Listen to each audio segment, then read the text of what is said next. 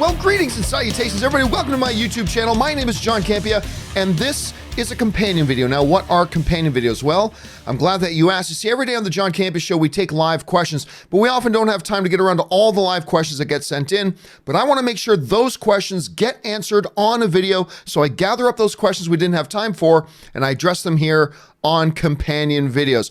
I'm recording this on Sunday, April the 14th, which is, of course, Happy Game of Thrones Day, everybody. And just to let you know, for those of you watching this, me, Ann, and Kaora Takei, we're going to be doing a Game of Thrones post-show discussion after Game of Thrones. That should be up at 8:30 p.m. We're going to go live 8:30 p.m.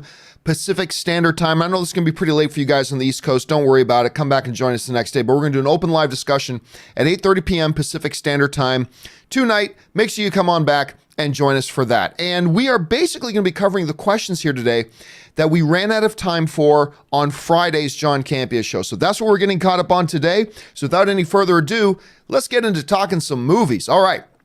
First thing up comes to us from Finn Barrett, who writes, I listen to the show as I'm training for a marathon. That's awesome. I love hearing from people when they tell me how, like, they listen to work, they listen to school, they listen on their commute, they listen on the treadmill, they listen while they're cooking, they listen while they're going to bed, whatever. You listen while I train for a marathon. Hats off to you, sir. That is something I'll never be able to do.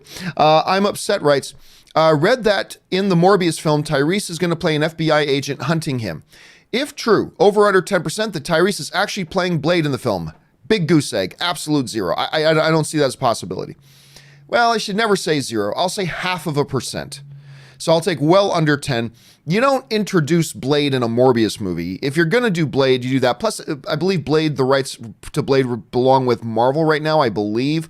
But at any rate, I really don't think they're going to be doing that. I'm upset. Willow Yang writes, so you hate cats but love Lion King. Where do you draw the line between cat and non-cat? Well, no, there's a big difference. It's like saying I have a dachshund, right? I have a wiener dog. I have two wiener dogs. I have two dachshunds, Lily and Shadow. Big giant wilderness wolves are also technically dogs. They're canines. I mean, but they're very different things. You cannot say a dachshund is the same thing as a wild wolf. Two completely different things. Both from the canine family, sure, but they are completely different things. House cats. Also the little cretins of existence. I'm not a cat person at all. Even though I've grown up with cats. No, I'm not a cat person really. Cats, house cats, and giant, predator lions, are they both technically in the cat family? Yes, but they are massively different things. So I do not see those as the same thing at all, Willow. That's just me though. Matsuf Jada writes, why the goodwill towards greedy movie practices? Practices like lazy remakes and sequels? Oh, dude, come on. Give that a rest. I always think if you want to be able to identify somebody who really doesn't understand movies that much, see if they just call remakes or sequels lazy. They're not lazy. And by the way, you're saying greedy movie practices. Guess what? It's like I'm about to tell you Santa Claus doesn't exist, so sit down. Every movie ever made by Hollywood was made to make money. This is the movie business. Because if movies don't make money, can't make movies anymore. Nobody gets paid. People can't pay their bills. People go starving. Companies close down. So newsflash, every movie ever made was made to make money. I'm sorry to shatter whatever, kind of rainbow view you had that it's just all artists loving their art and doing things for the love of the art. No, they want to get paid. And the two are not mutually exclusive. You can express and explore your art while also making it a business to make sure everybody makes money. That's what it's all about. Every movie you've ever loved was made for the money. I'm sorry to tell you that, but that's the reality. It was made for the money. And if you don't think so, then I'm going to challenge you this. Think everybody who worked on that movie did it for free, or did they do it for a paycheck? Did they get paid? The moment you say they got paid, guess what? The movie got made for the money. And again, it's not mutually exclusive. It's not like it's only for the money and not about artistic expression and wanting to create something good. Of course it is. It's a both and, not an either or. Okay, let's be very clear about that. So this notion that oh, sequels and remakes are about greed. No, they're about trying to make good movies. Dude, some of the greatest films of all time are remakes and sequels. Empire Strikes Back, Godfather Part 2. Look at what the MCU has done over the years. Remakes like Lord of the Rings, The Fly, The Thing, they're all remakes. Scarface is a remake. On and on and on and on. And by the way, it drives me crazy when people suggest that doing a remake or a sequel is lazy. Dude, doing remakes and sequels, ask any professional filmmaker, is sometimes harder than doing an original thing. Because when you're just making an original thing, you got no previous expectations. You've got no underlying expectations. You can make whatever you want to make. When you're making remakes and sequels, you have to live up to certain things. Now there come expectations with all that kind of stuff. The only difference, I always have arguments with people about this all the time. If you think originality in movies is all about just the first idea, hey, let's make a movie about a fish who wakes up one morning and has wings, and he becomes FedEx's #1 courier of packages from the Atlantic Ocean to the Pacific Ocean because he can fly. Okay, great. There's your original idea. You think that's where all the effort is? Coming up with just the initial idea? You think that's where the effort is? Dude, I'm sorry to break this to you. That's 2% of the effort, maybe 1% of the effort. Then comes the hard work, dedication, creative talent of hundreds, sometimes thousands of people to jump on board, take whatever the originating premise is, whether it's a sequel premise, an original premise, whatever, taking that whatever starting premise is, and then bringing it into fruition and making something real out of it. That's where 99.9% of the work and effort and passion and creativity and talent all lie. All of it lies. So this notion, and I know it's not, the way I'm saying it, Madsen, makes it sound like I'm coming down hard on you. I don't mean to. This is a topic that's come up a lot over my 15 years of doing this. It's like, oh, remakes are lazy. Oh, shut up. Sequels are lazy. Oh, shut up. You have no idea.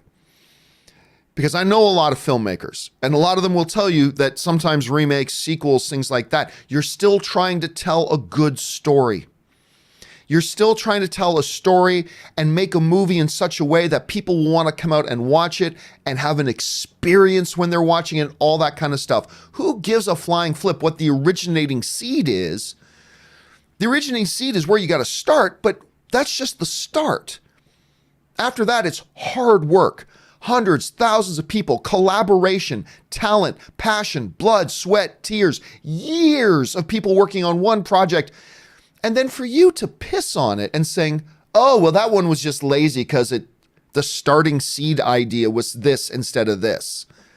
That's nonsense. I reject that. I completely reject that, my fellow film fan, loving brother. I completely reject that. That's nonsense.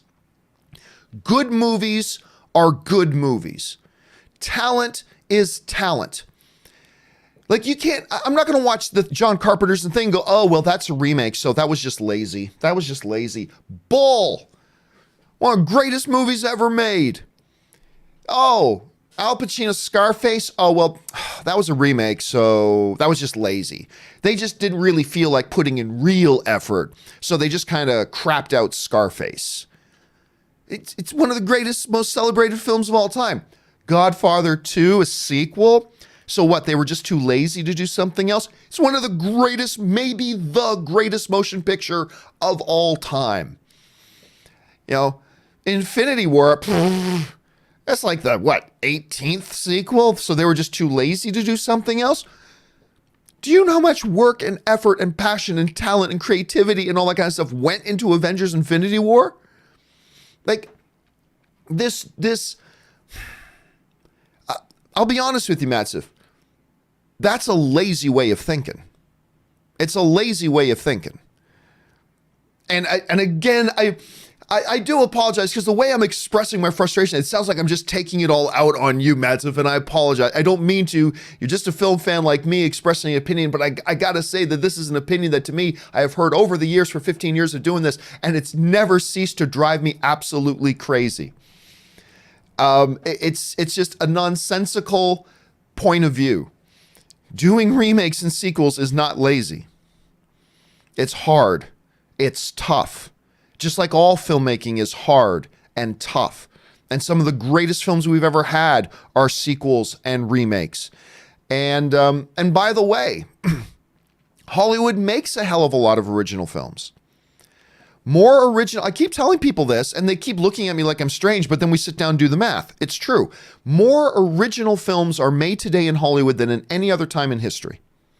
More original films get made today than in any other time in Hollywood history. It is also true that more sequels and remakes get made today than any other time in Hollywood history because more movies overall get made today than at any other time in Hollywood history, but there are more original films being made than ever before.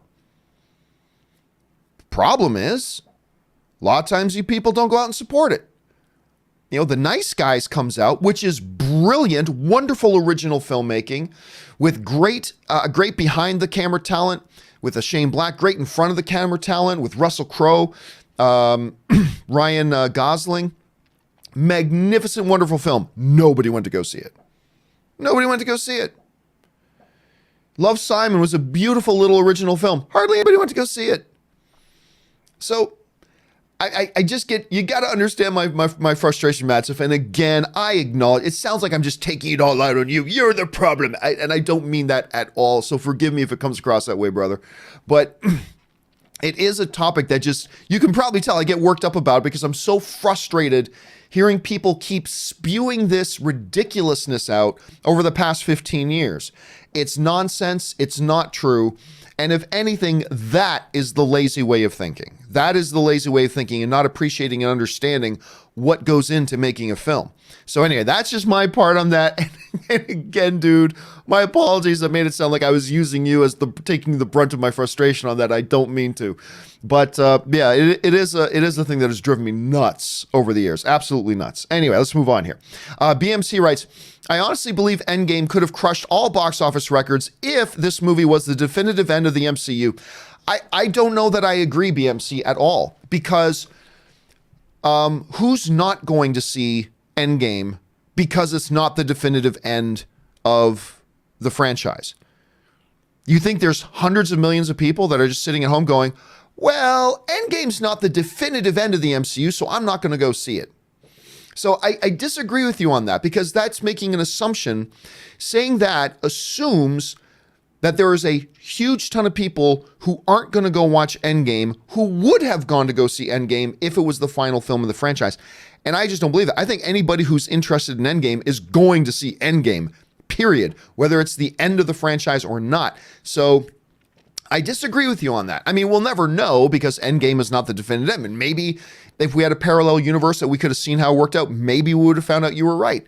But yeah, I got to disagree. From where we're standing, I got to disagree. I don't think that's true at all. Because again, that assumes that there's all these people who are interested in the MCU, but are not going to go see Endgame specifically because it's not the definitive end of the franchise. I just don't think that's the case. But that's just me. You might be right. We'll never know, unfortunately. Captain Exclusive writes, percentage chance the one to kill Thanos is Russell Westbrook. Well, obviously, I'll take the 0 on that. He's too self-centered. To beat Thanos, you need somebody who'd be willing to self-sacrifice for the good of the whole. And I just think Russell Westbrook ain't that guy. So I'll take the less on that. Matt Phillips Reviews writes, hey, John, I was curious why you chose 2012 for one of the best movie, worst movie categories. Would you be open to fan suggestions if you get enough topic requests? No, I'm just going to pick our topics. And why did I pick 2012? Why not? Why not? I mean, if we continue to do this series after season 1, and by the way, this is season 1. We're only going to do 10 episodes for season 1. But if we do 4, 5, 6, 7 seasons, then we're going to probably also do 2013. We'll probably also do 2002. We'll probably do 1994. We'll probably also do like all different years and then all different topics. We're probably going to do Tom Hanks films, Steven Spielberg films, Denzel Washington films. We'll probably do North American made martial arts films. We'll probably there's lots of different topics out there. So why did I choose 2012? why not? I guess that's what it comes down to, Matt, is why not? But no, I probably won't take suggestions from the audience. We'll probably just pick and choose the ones we want to do. But the odds are, if we do the show long enough, any one that you would have suggested probably will get covered anyway, right? So anyway, yeah, there you go. Let's see. Braxis616 writes, over under 20%. One of the post credits in Endgame is Adam Warlock. Nah. Getting off his cocoon held by Sovereign in Guardians of the Galaxy Volume 2. Nah. That's been asked a lot of times. I'm going to take the big definitive no on that. They've never really suggested they were going to do anything like that. And if anything happens with that, it's going to be James Gunn doing it, not Endgame. So I'm going to take well under 20% on that, like I have every time somebody asks about that. I think if it does ever happen, it'll be James Gunn doing it. Dave Tapia writes, now with Disney Plus and slowing DVD sales, do you think it makes business sense for Disney to stop including digital copies if, you get when buying a DVD? Possibly. Yeah, it would probably make sense for them to do that. Now, look, if you really want a digital copy, the much easier, much cheaper, much more cost-effective way of doing it is just having Disney Plus. I would actually even suggest it would be a good move for Disney just to stop making DVDs and Blu-rays. It's like, hey, if you want to watch this stuff, instead of spending $25 on a Blu-ray, just pay $6.99 a month. And you get every movie we've ever done. It seems to me like that would make most sense for Disney. If I was Bob Iger, which I am not, and Disney is very happy that I am not, but if I was Bob Iger, I would probably right now have a 3-year plan of phasing out all of our physical media. Just phase it out, saying, slowly over the next little while, we are not going to put out Blu-rays and DVDs because we have a better way for people to consume it. It's cheaper for people. We'll make more guaranteed long-term money. It just seems to be the right thing to do. So, and I wouldn't be surprised at all if we find out that they do have a long-term plan to phase out their physical media offerings. We'll find out. All right, Maurice Seifring writes, over under 15%, Bill Foster, Lawrence Fishburne's character, or Ghost, who helps Scott return from the quantum realm instead of the giant ant. Thanks. Well, I don't really think it'll be the giant ant. I'll be honest with you. If it's that giant ant that played the drums in Ant-Man 2, if that's the thing that gets Scott out of the quantum realm, I might just get up and walk out of Endgame. I'm not kidding. I might just go, I'll have to come back and watch this again another time because right now I'm just too pulled out of the movie. This bothers me so much. I'm just not going to enjoy the rest of the movie. I'm going to go and come back and watch it again later. I might just get up and walk out. So I don't think they're going to do that. I think the Lawrence Fishburne idea is a pretty good idea. Really, ultimately, though, it's probably Scott figures out a way just to get out. And there's going to be a number, I think it's going to be years. He's going to be in there for years before he gets out. So I don't know what that mechanism is going to be. But 15% is a low number, Marie. So you know what? Even though I don't think that's what's going to happen, I will take the over 15% because that's a good low number for it. And it would make narrative sense. So yeah, I'll take the over 15% on that, Marie. Yellow Does It writes, Thanos dies, Ronan loses an arm. Oh, I think you asked this before already. Thanos dies, Ronan loses an arm, Black Widow possesses the power cosmic, Captain's serum loses potency, and he time travels to live with Peg. Add on. Well, I don't know that I buy that one at all. I don't know. I'm trying not to add any more theories to the mix, right? I'm 1 week away from seeing Avengers Endgame. So I don't know that I want to add any, I don't want to have any of my own theories or anything like that. I'm sure there's a lot of you guys out there that have a ton more theories to add on top of that. No, I don't believe that Black Widow is going to get the power cosmic, nor do I believe Cap is going to time travel back in time to live with Peggy because that changes the timeline too much. But I just don't want to add any more because I'm just in a place right now that I don't want to add any of my own theories to it. You know what I mean? I just want to go in as clean as I can without my own pre-existing expectations or theories, but you got some interesting ones there, Yellow. All right, Royce Freeman writes, hypothetical, if the Snyder Cut is released, there's no such thing as, let's be clear, there's no such thing as the Snyder Cut. Let's be clear on that. There are assembly cuts that every director puts together of their film as they're shooting. Those exist, for sure those exist. But a definitive Snyder Cut, and by the way, Snyder made this very clear. He said, yeah, I have cuts of the film, but it's up to Warner Brothers to finish it and release it. That's the main phrase, finish it. Because yes, you have an assembly cut. Of course you do. Of course there are. We've known forever that there are assembly cuts that Snyder put together, but they don't have color correction. They don't have their final edit. They don't have visual effects. They don't have the musical scores. They don't have the final processing. They don't have all these things, the final music scores put to it. All these things that will cost millions and millions and millions and millions and millions of dollars and effort to go ahead and finish. That does not exist. The Snyder Cut is a fairy tale. It doesn't exist. And no, it will never come out. And I'll say this about it. Would I be interested in it? Probably not, but only because I've stated before, I'm not really all that interested in director's cuts in general. Like, to me, the theatrical release is the definitive version of the film. Whatever is the theatrical release, that's the movie. Anything else is a Elseworlds kind of thing. Anything else to me, including director's cuts or whatever, and I'm not saying there aren't some good director's cuts. I'm not suggesting that at all. I'm just saying, for me, you've heard me say this before, director's cuts are kind of like Elseworld things. It's not the real movie to me. What was finalized and decided upon and released in theaters, that to me is the movie. So even if such a thing exists, which it does not, even if such a thing exists, would I be interested in it? No. Would I actively avoid it? Nah, curiosity might get the best of me just to see what all the hubbub was about. But honestly, bare bones, would I be interested in it? Nah. Nothing against Zack Snyder, clearly. It's just that I've said before, I'm not really interested in director's cuts in general. Razor's Edge Frisbee writes, sorry if you've been asked this multiple times, but what did you think of Hellboy and Pet Sematary? Well, Hellboy, which I did review on Friday, is not horrible. I didn't think Hellboy was horrible, but it's also not good. There are a lot of very cool things in it, and some great ideas, and some great concepts, and great pieces of the puzzle that they never put together properly. And it's a kind of a jarbled mess. And that way it's kind of like Suicide Squad. There's some good elements in there, but kind of a jarbled mess. Even though at the end of the day, I still like Suicide Squad, and I don't think Hellboy is all that good. I probably won't watch it again. But the odd thing is, there's enough good things in there that I'd be down for seeing a sequel. Even though I don't think this movie is good, I'd be down for seeing a sequel. Because if they could build on the positive things they did and correct the mistakes, I think you've got the makings for something pretty good there. So not all that good, and I still haven't gotten around to see Pet Sematary. I've just been too busy, unfortunately. Jonathan Vigoa writes, do you have any weird childhood movies? For some reason, I grew up watching Eagle Eye. Like 2008's Eagle Eye with Shia LaBeouf? You grew up watching that? Okay. Saw it in the theaters and on TV a bunch when I was a kid.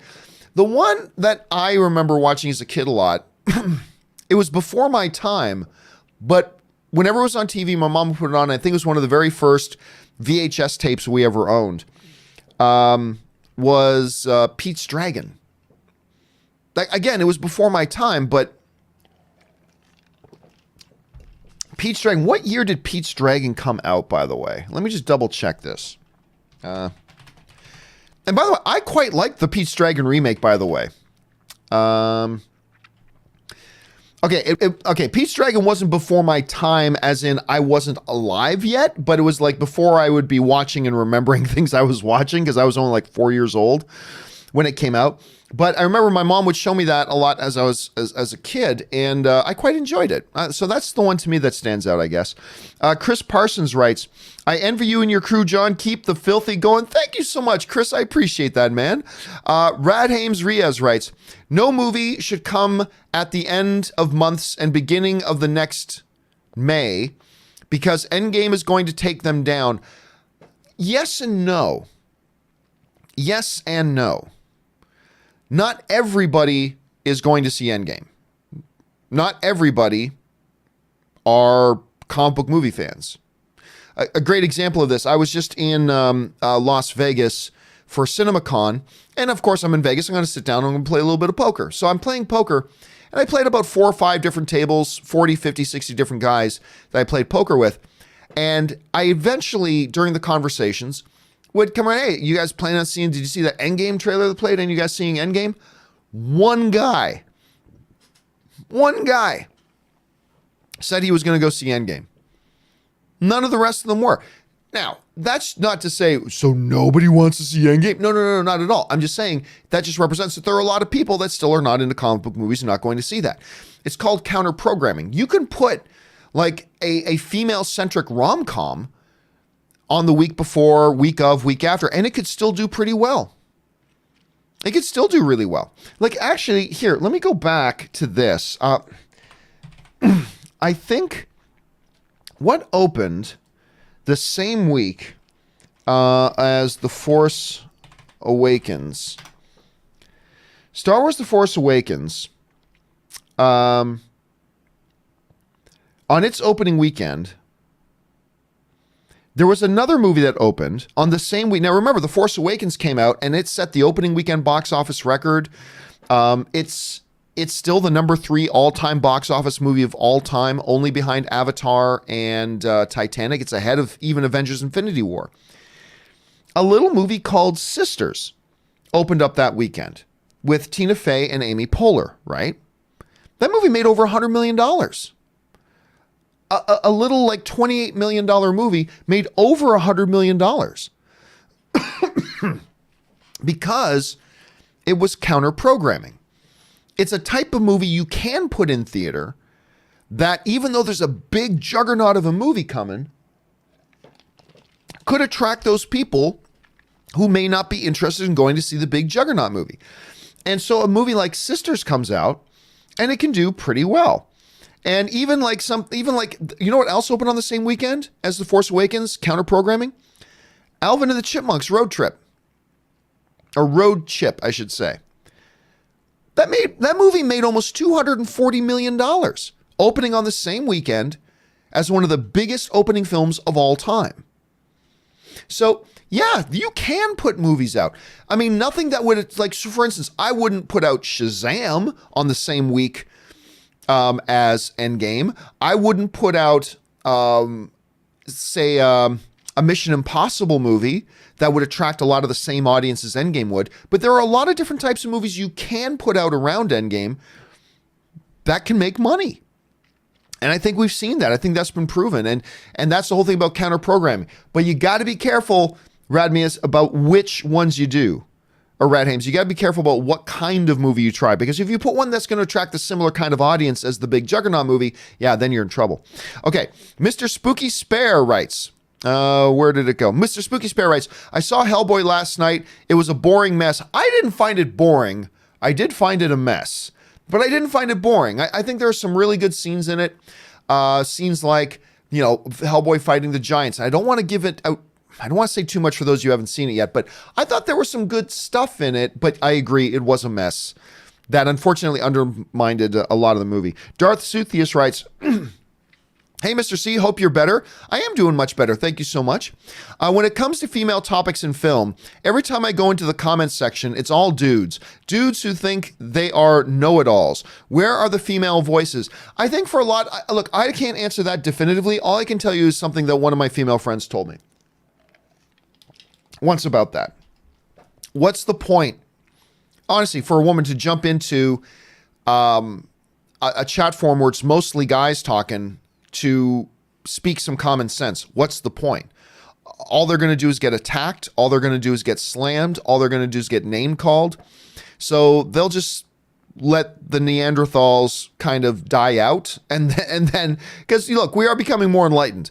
But I know at least some of the women I know are like, what's the point? We're not going to change anybody's minds, and all we're going to do is get insulted. So go ahead and let them, we're just going to wait for them to die out, because they are a dying breed.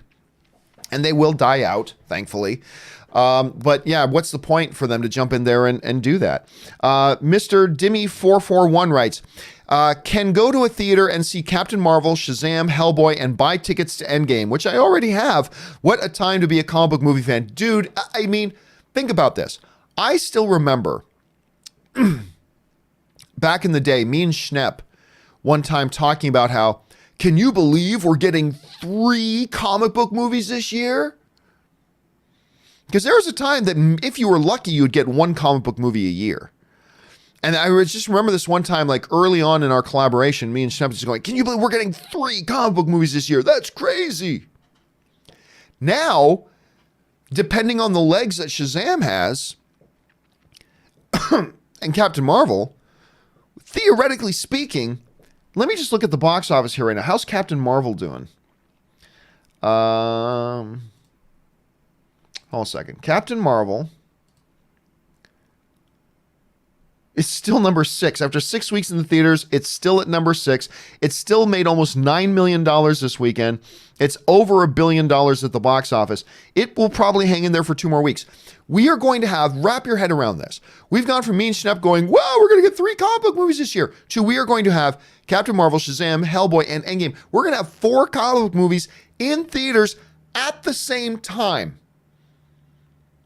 God, tell me that 8 years ago. I never would have thought it possible. Never would have thought it possible. Crazy. But you're right. It is a great time to be a comic book movie fan, Mr. Dimmy. All right. Occultist Dopey writes, finally done with Game of Thrones. Watched the whole show for the first time. Nice. Now I can't wait for Sunday or Monday for me. Yeah, today is, we're recording it. Oh, you actually wrote that in on Friday. Today is Sunday. We got a bunch of people coming over tonight. We got a bunch of friends coming over. We're going to sit down. We're going to watch Game of Thrones together. I'm so stoked. I'm so stoked. I'm not even the world's biggest Game of Thrones fan, but I'm getting kind of swept up. Ann and I the other night watched the season finale of season 7.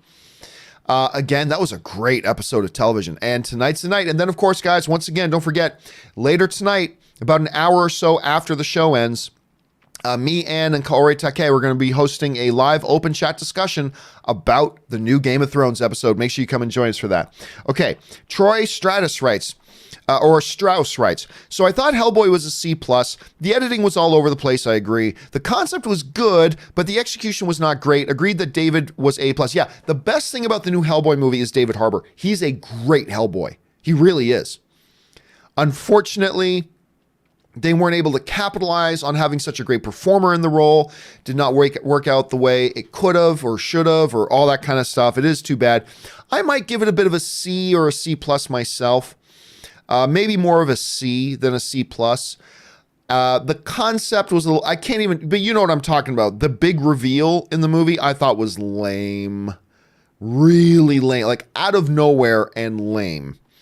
But that's just me. So, but again, it had some redeeming qualities. I'll just give it a C.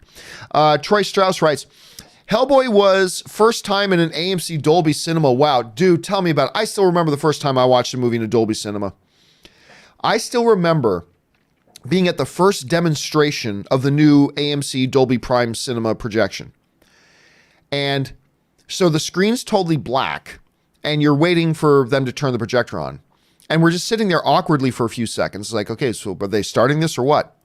And all of a sudden, these words appear on screen. Yes, the projector is on. And we're like, what? It is the deepest, darkest blacks I had ever seen. And then when they started bringing up the images, when you can achieve that sort of contrast, the colors just pop so much. The brights become sometimes brights become blurred out, and the brights so distinguishable, the deepest, darkest blacks, colors popping like crazy. I just couldn't believe my eyes. And yeah, I still remember then going to a theater for the first time and watching a movie in an AMC Prime Dolby Cinema, and I was just blown away. More than IMAX, it is my favorite movie-going experience. If I have a choice between seeing a movie in IMAX or Dolby at AMC Prime, I'm going to the Dolby Cinema. Your mileage may vary, but to me, it's just the best viewing experience ever. I just love that damn thing. Razor's Edge Frisbee writes, never mind, I didn't realize you were talking about Hellboy on the show, but anyways, love the review, man. Thank you so much, Razor's Edge Frisbee. Don't worry about it. Bobby M writes, what's your favorite electric guitar? I haven't played a lot of electric guitar. Like most of the guitar I've played, both in the bands I've played in and everything, have usually been acoustic. I have played a little bit electric. Oddly enough, it's not like Fender or anything like that. I'm really kind of in love with the Ibanez brand. I like Ibanez guitars.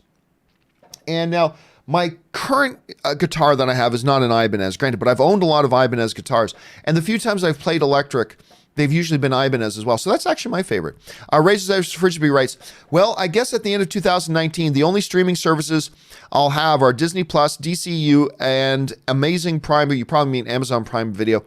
Dudes, here's the thing. In all the excitement we have, all of us have, about the Disney Plus streaming service, we are counting out Netflix way too fast. Netflix has some crazy good content. Hold a second here. Hold a second. Okay. So like just let me just try to bring up a list here. That, like, first of all, Narcos, ladies and gentlemen. Narcos is on Netflix. Amazing series. I'm not into BoJack Horseman, but a lot of people watch and love BoJack Horseman, even though it's not one that I watch, but a lot of people love it. Stranger Things is a Netflix original. Orange is the New Black is a hugely popular series. Mindhunter, God, I cannot wait for season 2 for Mindhunter. That series is amazing. Everybody's raving about Russian Doll. I haven't seen it, but Ashley's always talking about it. Anne is liking it now. Tons of people like The Unbreakable Kimmy Schmidt. The Master of None has won tons of awards. Glow, I love Glow. The Umbrella Academy is Netflix original. Sex Education that Rob's raving about is a Netflix original.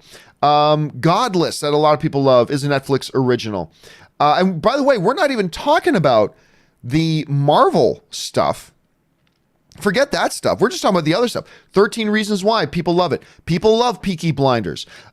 People love The Crown, one of the biggest, most award-clad shows of the last number of years. The Crown, that's a Netflix original. Bloodline is fantastic. That's a Netflix original. Everybody's watching and talking about You right now. Anne is loving that show right now. That is a Netflix original. Ozark. I don't even like Ozark, but hell of a lot of people do love Ozark. Tons of people watching Ozark. A series of unfortunate events. Alias Grace. House of Cards. Atypical. F is for Family. Safe. We already mentioned Narcos. Wet Hot American Summer. Altered Carbon that people like. The Santa Clarita Diet that people love. The Get Down. Grace and Frankie. Friends from College. Guys, Netflix has a hell of a lot of content that people love. And that's not even other people's content. That's Netflix original content. So the reports of Netflix's demise have been greatly exaggerated. Netflix is still the big kid. Even when Disney launches, Netflix is the big kid on the block still. Now, I'm more excited about Disney Plus, I should say, but do not count out Netflix. They got a hell of a lot of stuff. You're damn right I'm keeping my Netflix subscription. They got some great content. They got some great stuff. So I'm absolutely keeping my Netflix thing. Anyway, but Razor's Edge, everybody's got a budget, right? And, you know, with Doom Patrol, I'm liking the DCU. I don't really care all that much about Titans. It's all right. But Doom Patrol's amazing, so I'm keeping that. I love Amazon Prime, so I'm keeping that. So, hey, we all got budgets, and if you got to make a choice, nothing wrong with the choices you got there, because I'm definitely getting the DC Plus streaming service too. Pablo Diablo writes, over under 1%. Cap says, some people like Get Out, but not us. Oh, come on, dude. I've heard that joke like 50 times in the past couple of weeks, so I will take the under on that, Pablo. Jacob Hirsch writes, Star Wars Annihilation. Well, clearly this came in on Friday before they announced the title. Annihilation was never going to be the title, but we all know now that, pardon me, the title of the film is The Rise of Skywalker. What does it mean? Lots of debate going on about that. John Michael Lozada writes, I was in the pool. Oh, I was in the pool. I was in the pool. One of the greatest lines in Seinfeld ever. For those of you who don't know, Costanza has just gotten out of the pool. And, you know, shrinkage. So he just got out of a cold pool and he's changing and he's naked in the room and a woman walks in. She goes, oh, I'm sorry. And she looks down and goes, I'm sorry. And she walks out and Costanza's like, I was in the pool. Anyway, one of the great moments ever on Seinfeld. Stubble McShave writes, competition are sweating after the Disney Plus announcement. Damn right they are. Like I just talked about all the great stuff Netflix still has, but you're damn right they're sweating. You're damn right they're sweating. Of course they are. Especially with Disney coming out at half the price of Netflix. And we're going to get all the Disney, all the Pixar, all the Marvel, all the Star Wars, all the MCU, National Geographic, 30 seasons of The Simpsons, blah, blah, blah, on and on, tons of other content. 500 movies are launching with, blah, opening up the Disney Vault at half the price of Netflix. You damn right stubble people are sweating. It's going to be interesting times. Chris Clow writes, for Disney Plus, does all of Star Wars include the theatrical release versions or of originals? No, I don't think so. I think I don't think it's a Disney decision. I've said this before. I believe when George signed over Star Wars, he put in that contract that my final versions of Star Wars are the only versions of Star Wars.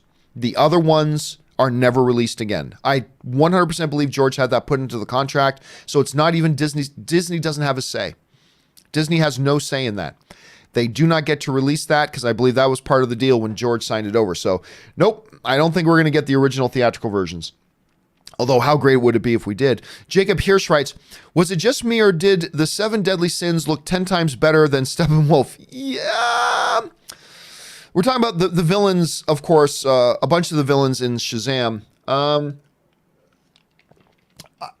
would not say they look 10 times better than Steppenwolf. No. Did they look as good or better for a much lower budget movie? Yeah, they looked as good. Maybe even a little better for a much lower budget film that Shazam was.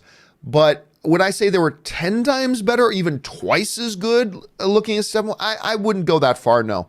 As good or better, a little bit, sure. I don't know that I'd go that far, though, Jacob. Where are we at here? Jim Cholera writes, you've said only Steve Rogers can be Captain America. Feel differently about Peggy Carter announcement as Captain in the first episode of Disney Plus What If series. Well, that's just an animated series. And by the way, that's the case. I've never said Steve Rogers is the only one who ever could have been Captain America. But once he is Captain America is Steve Rogers. Steve Rogers is Captain America. Now, if you change history and you gave the super soldier serum to Peggy, which is what this animated What If series is going to do, it's going to imagine the universe of what if Peggy Carter took that thing and she became Captain America. Well, then at that point, Peggy Carter is Captain America. That's changing time. I'm not saying nobody in history could have been Captain America instead of Steve Rogers. My point that I've always made is that Steve Rogers is Captain America, is Steve Rogers, is Captain America, is Steve Rogers. But if you change history that he never took the super soldier serum, well, that changes things, doesn't it? Anyway, Ben95 writes, with so much secrecy and effort around the marketing of Endgame, why would Disney then approve certain toys that may spoil events? Why don't they just release toys that don't spoil the movie first? Because you can't tell toy companies they can't release their toys in this window, in this marketing window when lots of toys get sold. You can't tell them not to do that. And you can't tell toy companies they can't start spinning up their marketing for these toys, and they can't start sending out information about these toys for when because they like, even for the toys that don't get released prior to a movie's release, which is a big toy selling window, you got to have them on the shelves and ready to go when the movie does release. In order to do that, you have to spin up the marketing, spin up the interdepartment communications. You have to send out the franchise marketing. You have to send out all to the retailers. You got to send out there's all this information stuff that's out there that has to go out. Otherwise, you're telling toy companies, you can't sell the toys when most of the toys sell. You can't do that. And the reality is, this affects a very small percentage of the movie-going audience. Because, you know, my mom, who is really excited about seeing Endgame, my mom is not searching all the stuff online, finding every scrap of information, and then coming across this particular toy that's coming out that may or may not be a spoiler for Endgame. It's a very small percentage of people that it affects. But again, it is a problem, but you can't tell toy companies, you can't ask toy companies, make these toys for our products, make these toys for our movies, do blah, blah, blah. Oh, but don't sell them when most of them sell. The toy companies are going to go, then screw you. If you're asking us not to do the things we need to do in order to sell the toys, then we're not going to make your toys because we're just going to lose money. And so it's a conundrum. It's just one we're going to have to live with. It's just one we're going to have to live with. Let's see. Murray Reich writes, there's a new streaming service by MoviePass called MoviePass Minus, where you can see everything for only $10 million, but you get screwed over. Just kidding. I think, Murray, if MoviePass here's the way I would envision it. If MoviePass had a streaming service, it's a streaming service that would only be available for 20 minutes a day. And Mondays, Thursdays, and Fridays, in those 20 minutes, they just play an infomercial. On Saturdays, they play a movie from like 2005. And then one day a month, they'll stream half of a current movie. If MoviePass had a streaming service, that's how I envision, Murray, it would actually work out. All right, thanks for that, man. Curtis Lopez writes, what interested me is that Kevin Feige presented the What If Marvel show and said it will be based around the MCU versions of the characters. Well, yeah, we've known about that for some time, Curtis. We actually talked about that on the John Campea Show a few weeks ago. So for those of you who don't know about it, Marvel is going to be launching on the Disney Plus streaming service an animated show that's a what if show. Like, it's out of canon. It doesn't have anything to do with canon, nothing like that. It's just what if. It's an Elseworlds kind of series where, for instance, one of them is going to be, what if back during the war, Steve Rogers never took the super soldier serum, but instead Peggy Carter took the super soldier serum and she became Captain America. And instead, Howard Stark made this scrawny soldier kid with a great heart, Steve Rogers, made him a suit of iron, and Captain Rogers, or Steve Rogers, became the first Iron Man. So it's those sorts of things. Then they're going to make other stories, and I think it's pretty interesting. I'm not dying to see it, but I think it's pretty interesting. I'm looking forward to seeing what they do with that. But a lot of people still think it's a live action thing. It's not. Remember, it is an animated thing. Everybody's got to keep that in mind. Ben Rayner writes, did you see Disney Plus going after Netflix? Or you see Disney Plus going after Netflix? I see them going after Apple. Why would they go after Apple? Apple's not even in the game yet. The announcements yesterday put Apple's to shame. Just showed Apple are not ready. Oh, I agree, Ben. I agree in the sense that it showed just how ill-prepared Apple was for Apple's big Apple TV Plus, whatever it's called. Their announcement was, quite frankly, really boring. Nothing they presented got me excited at all. So I agree with you on that. I think Disney's presentation put theirs to shame, but I do not believe they're going after Apple. Apple's not even in the game. Apple has no market share right now when it comes to this, online streaming service thing. They have no market share right now. Believe it. They are going after Netflix. That's who they're going after. They are going after Netflix. They'll worry about Apple later, but right now, again, Apple doesn't even have a foot in the pool yet. Apple has zero market share. There's nothing for them to go after. The entity that's got all the market share is Netflix. They're the ones they're going after. You best believe that, Ben. You best believe that, my friend. All right, Curtis writes, they said the first episode of What If will be Peggy Carter. What if Peggy Carter took the super soldier serum? Yes, it is. And Steve is scrawny but fights in an armored suit built by Howard Stark. Yeah, we just talked about that a little bit. It's going to be interesting to see. It's going to be neat to see how they kind of bring that to life. Wesley Cunningham writes, within 1 year of launch, we can relive the glory of the Star Wars Holiday Special. Rejoice, John. Yeah, I'm going to go out on a limb.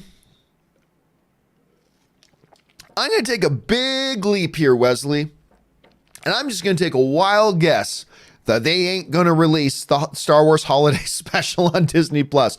I'm just going to go out on a big, big limb about that. Oh, God, it's so bad. It's so bad. I remember when I watched it again a couple years ago. I remember thinking to myself, we always talk about how bad it is, but I bet if I watch it again right now, it's not as bad as we all make it out to be. It's probably not as bad as I remember it being. And then I watched it again, and it's like, oh my God. I can't believe this ever aired. I cannot believe this ever. It's that horrendous. It is that terrible. It is that ridiculous. It is that awful. It's one of the worst things my eyes have ever seen. So I'm going to go out and take a wild guess, Wesley, that they ain't going to put it on Disney Plus. But wouldn't it be a kick if they did? Oh my goodness. Curtis writes, what also fascinates me is the Nat Geo show on Disney Plus. I love the whole National Geographic stuff they're doing. I think that's fascinating. The World According to Jeff Goldblum, the Grandmaster narrating about the world. There's a lot of stuff in that I was very excited to see. Because when they launch it, for those of you who didn't see it, it's going to be broken into 5 main categories. Disney, this is the Disney Plus service, will be broken into 5 main categories. That when you open up the interface, it'll be Disney, Pixar, Star Wars, Marvel, National Geographic. And I was fascinated to see that National Geographic thing there because there's some really cool stuff in there that I like watching. So I was very excited to see that as well, Curtis. Okay. Phoenix Arising writes, seen Hellboy last night and thought it wasn't as bad as some people are saying. It has just become the popular thing to hate on Hellboy. No, I don't agree with that, Phoenix. I don't believe it's the popular thing to hate on Hellboy. I think a lot of people were excited about Hellboy. I think a lot of people wanted to like Hellboy. I wouldn't make excuses and just say, oh, people just don't like it because it's the cool thing. No, people didn't like it because they didn't like it. And I agree with you, by the way. It's not as bad as it's being made out, in my opinion. But other people's opinions are different. Other people think it is that bad. That's their opinion. And it's their opinion because they watched it and they thought it was that bad, not because it's the cool thing to hate on it. And it's not the cool thing to hate on it. I think a lot of people wanted to like it. I think a lot of people did. So what you're saying, Phoenix, is that you didn't find it to be all that bad, just like I didn't find it to be all that bad, but there are other people who did, and that's fair. That's movie fandom, man. That's the subjectivity of film. I still didn't think it was all that good. Do I think it was as bad as some people think it is? No, but I also don't think it was good. And it's got some ground to make up, but just because they think it was worse than me, we shouldn't make up excuses for why they thought it was. Because basically what we're in danger, Phoenix, is saying that your opinion is the only right opinion. That's what you're saying, Phoenix. You're saying my opinion is the only right opinion. Therefore, if anybody thinks the movie isn't as good as I thought it was, then they only say that because they thought it's the cool thing not to like it. Got to be careful about doing that. They watched it.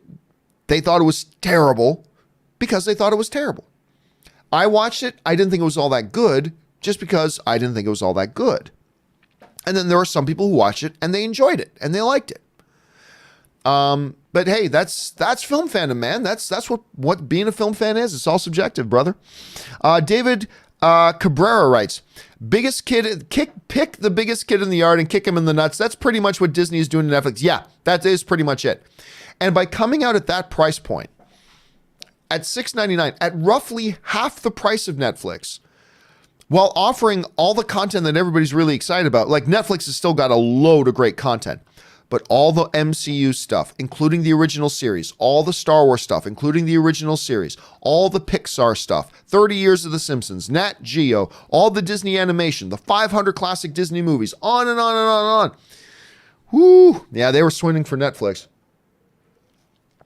They never said Netflix, but we all know who they were looking at when they were bringing out that presentation. Terrell Wise writes, seen Hellboy last night, worst movie this year. Yeah, I was disappointed. Which is really too bad because I thought the movie started kind of strong. I like the first 10 minutes or so. I really do. I really dug the first 10 minutes. And then it is what it is, Terrell. It is what it is. James Christie writes, do you think Rhodey is aware of Carol Danvers and her mysterious crash since he is a high-ranking member of the Air Force? I think a lot of people got to remember, Rhodey's not that high-ranking. Right? He's not that high-ranking. So since the Carol Danvers things was a big top-secret thing, I'm going to guess no.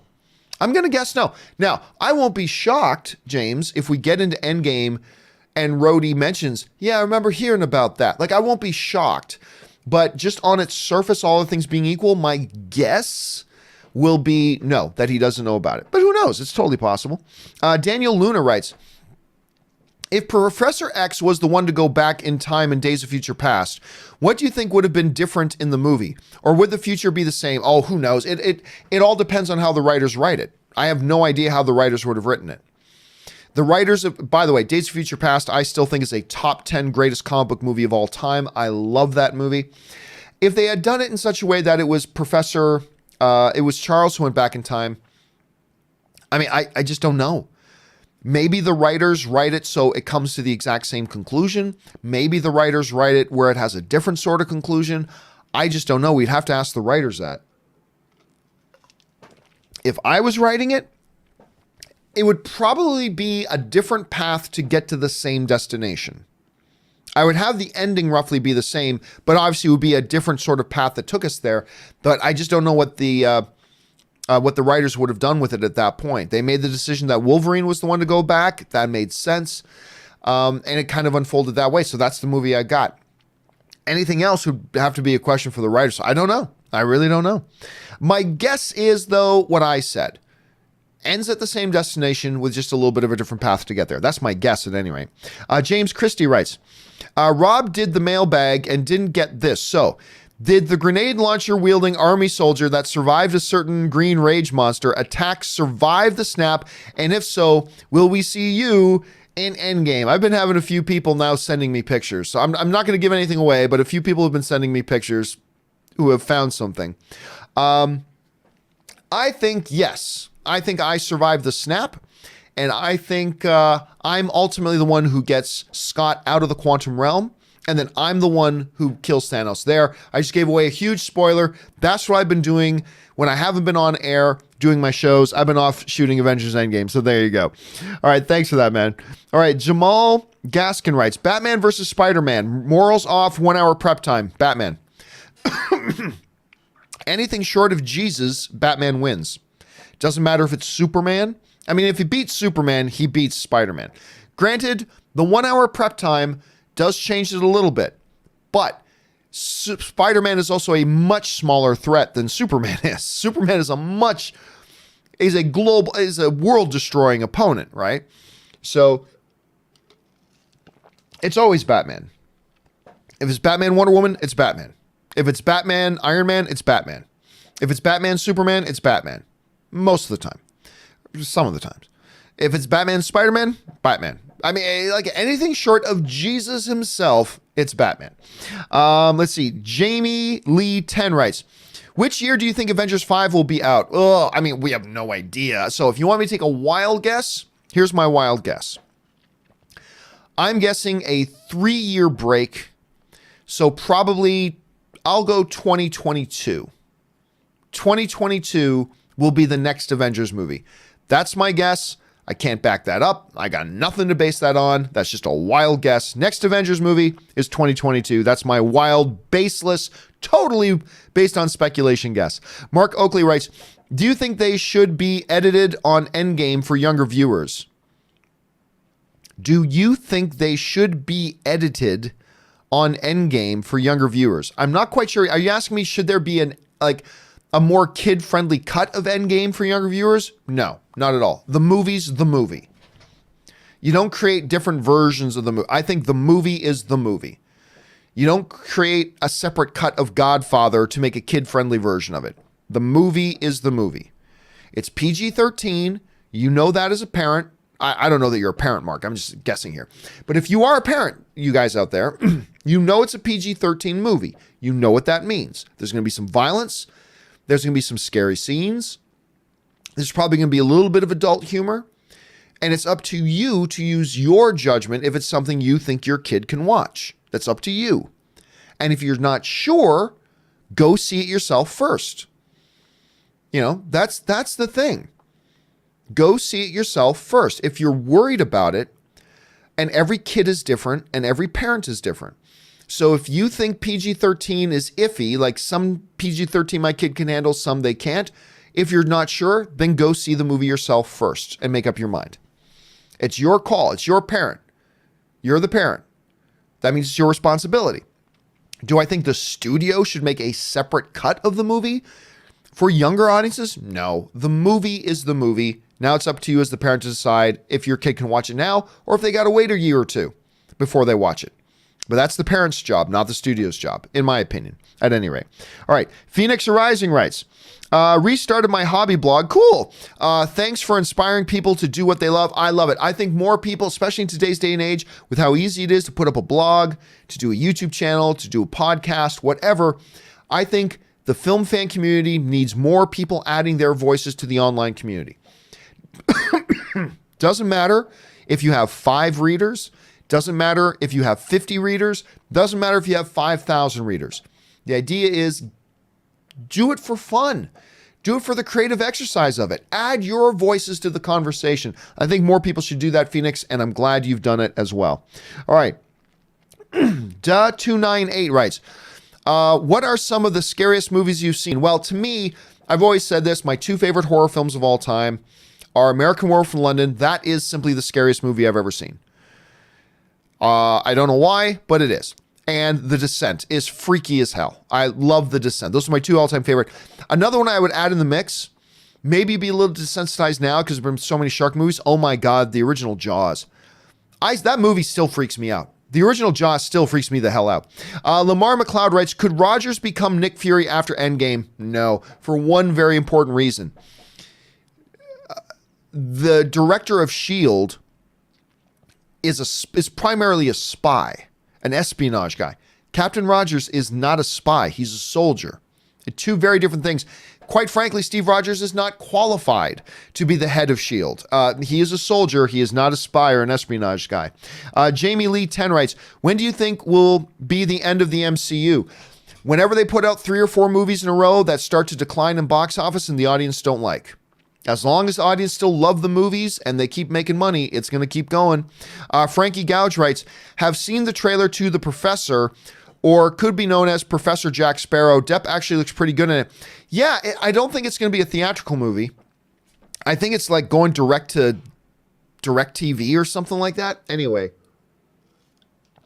it is a good looking trailer. And I didn't get Jack Sparrow out of it at all. Is he a little drunk in 1 or 2 scenes? Yeah, but that wasn't Captain Jack Sparrow. Anyway, if you haven't seen the trailer for The Professor, it looks pretty good. It's about this guy realizes he's only got 6 months to live, and it kind of changes the way he lives. And he's a professor. It's not anything we haven't seen before, but I got to say it does look really good. And Johnny Depp's a good actor. So yeah, I agree with you, Frankie. He does look pretty good. And if you haven't seen the trailer, guys, you should check it out. It's called The Professor with Johnny Depp. Go find it. I think you'll enjoy the trailer. All right. Eric Huffman writes, what would it take for Superman to become a priority for the DCEU again? Oh, I don't know. Nothing external. It's just going to need an executive to decide, hey, you know what? Superman is one of the most celebrated. He's the godfather of all comic book heroes. We've got to make him a priority again. It's just going to take somebody there to do that. And maybe for Walter Hamada, it's going to be, okay, we've done 6 or 7 new films with standalone characters. We're now ready to do Superman again. So I don't know. I don't know what Walter Hamada's plan is, but it's going to take him deciding to make that character a priority again. What it's going to take, I have no idea, Eric, but I'm wondering just like you are, my man. All right. Vaishno Zin writes, saw Get Out, didn't like it at all. As a non-US resident, I really couldn't understand the underlying tone. Am I wrong? What am I missing? Anything similar with you? Well, no, because I do live in the US. And you know what? I'm not surprised, Vaishno, because part of the meaning of the title Us is also the US. It was a commentary on American life and American culture, I think. And I could totally see why somebody who doesn't live in the American culture, a little bit of its subtext would be missed because it wasn't targeted at you. So I don't think you should feel bad for that at all. I mean, I just thought it was a bad ending. I enjoyed Us very much up until the ending. I thought it was a totally missed landing. I thought it was a terrible mess of an ending that had absolutely no sense. And me and my friend sat around after watching the movie, and we both enjoyed it. We both enjoyed watching the film. But then we just talked about the ending. We pointed out 30 different major logic holes in the ending. But so you're telling me in 70 years, nobody thought to go up those escalators? Really? Anyway, but it is a mess of an ending. But yeah, I think it was also made very much within a particular cultural context. So I wouldn't feel bad if you felt like that wasn't targeted at you, because I think you're right, it wasn't. Vaishno writes, plot twist, good boy Thanos joins Avengers? No, absolutely not. He is a tyrannical, homicidal, genocidal maniac who murdered not one person, he murdered trillions of people. It doesn't matter that, but John, he thought he was doing a good thing. Every villain thinks they're the hero of the story. Nearly every villain. But most villains think they're the hero of the story. He murdered trillions of people. Even before the events of Infinity War, he killed millions and billions of people. Even before Infinity War. You know, he went to Nidavellir and, went to Peter Dinklage and made him make his thing, and he made the gauntlet for him, and he still killed all the dwarves who lived there. He is evil, vile, genocidal. He is the worst of the worst. No, there is no redemption for Thanos. There's no redemption for Thanos. No way. Out of Time writes, well, when Disney Plus comes out, I'm canceling Netflix. Yeah, and again, I'm not, because there's still a hell of a lot of good stuff on Netflix. But yeah, if you're a budget, as everybody has a certain budget, and there's a lot of content out there between DC, the Disney Plus thing, Hulu, ESPN Plus, you've got Amazon Prime, you've got, there's a lot of things. We're getting to the point we're going to have to make some choices. Maybe HBO Now, Showtime, all these things we're paying for. People are going to have to make some choices, and some people are going to cancel Netflix. Netflix cannot be one of the ones that I cancel, though, because there's just too much good stuff on there for me to kind of cancel.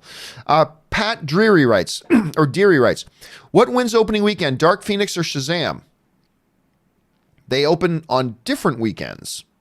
Shazam won its opening weekend, and Dark Phoenix will probably win its opening weekend. Are you asking me in general, like which movie makes more on its opening weekend? I probably Shazam. Shazam made 53 million. I don't know that Dark Phoenix is going to make 53 million opening weekend. It'll be close. So I can't call a definitive winner. My guess would be Shazam, but yeah, they do open on two separate weekends.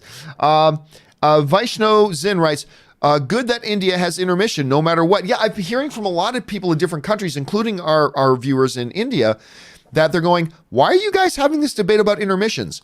We have intermission in our movies, all of them, and it's great. Why are you guys even having a debate about this?